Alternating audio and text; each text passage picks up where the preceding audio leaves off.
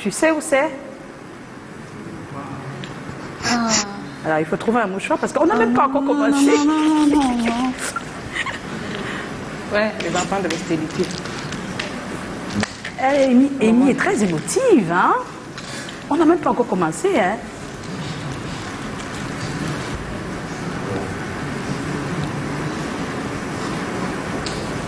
Tiens, Amy. Tiens. Alors. Tiens, Amy. Alors qu'on va attendre la suite, parce que je ne sais pas pourquoi la suite n'est pas là. Qu'est-ce qui se passe? Amy, c'était où? Tu peux quand même parler? C'était où? Non, Amy. Amy, tu n'arrives pas? Mais laissez qu'elle pleure. C'est ici, monsieur l'appelle, pour articuler tout le monde. D'accord? Sa maman était de l'autre côté là-bas, tournant les arbitres. Et quand elle te servait, et elle voulait à tout prix que tu vois un truc, parce qu'elle voulait que tu parles avec sa mère. Mais nous sommes les premiers fils de sa mère. On venait parce que c'était la famille et on faisait déjà bien la cuisine.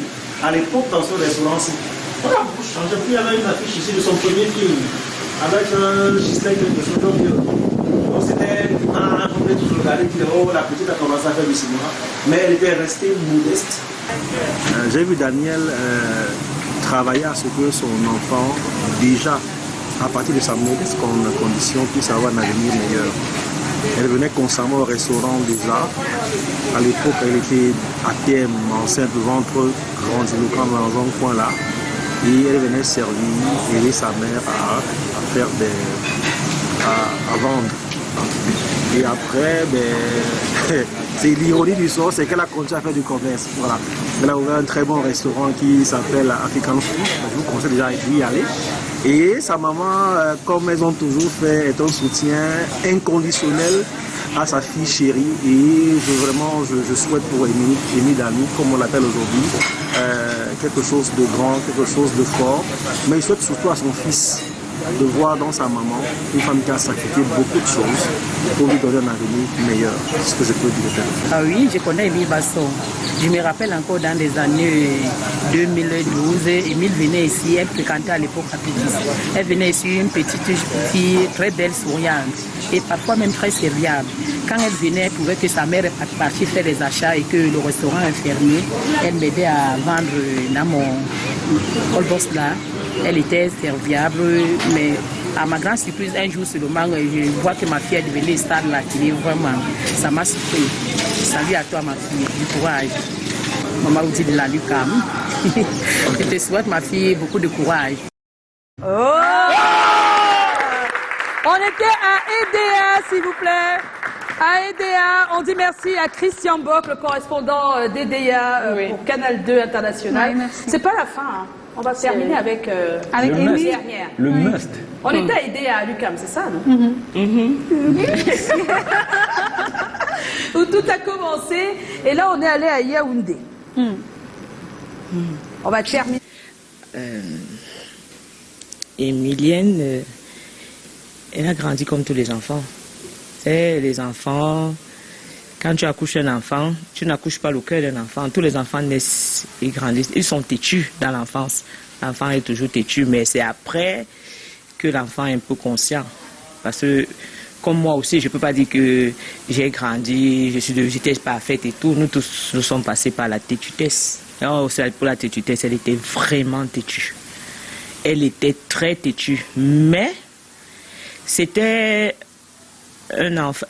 Son enfance c'était le genre, elle n'aimait pas trop qu'on lui dise que fais ci, fais ça. Elle faisait ce qu'elle voulait.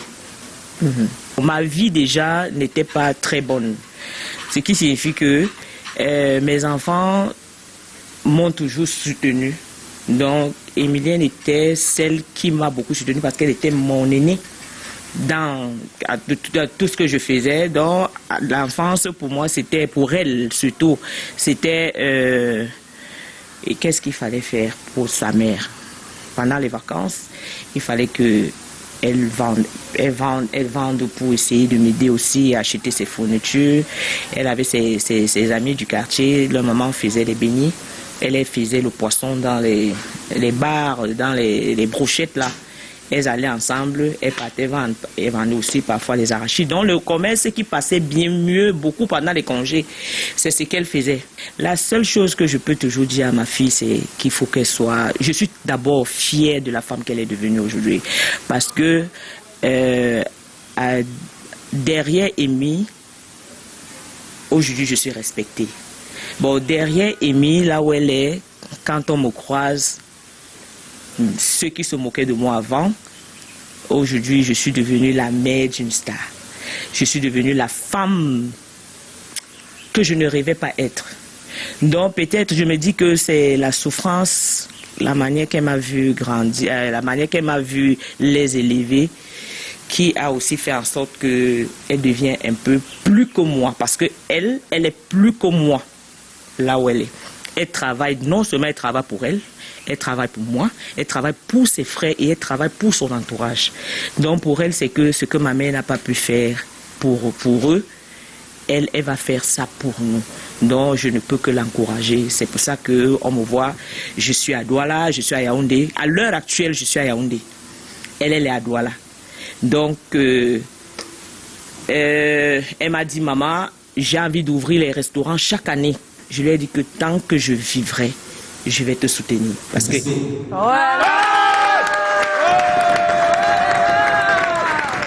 Merci à Clément Ndobo qui nous a permis d'avoir la maman d'Amy Dani. Je pense qu'elle ne peut pas parler tout de suite. Mais elle ne peut pas parler. On va continuer notre interview spéciale de l'autre côté. Ce sera pour le digital. On va se dire au revoir. Mais j'aimerais dire à Danissa qu'on a oublié tout à l'heure de lui ajouter le pibag qu'elle a gagné. Venez. Vous pouvez venir, on fait la fin ensemble. Venez tout le monde. Venez. Voilà Danissa, merci. Tu as ton pibag. On va se dire demain, 17h, ne manquez pas le rendez-vous. Et pour la suite avec Amy, c'est sur le digital. Portez-vous bien, merci à toute l'équipe. Et à demain, 17h. Ciao.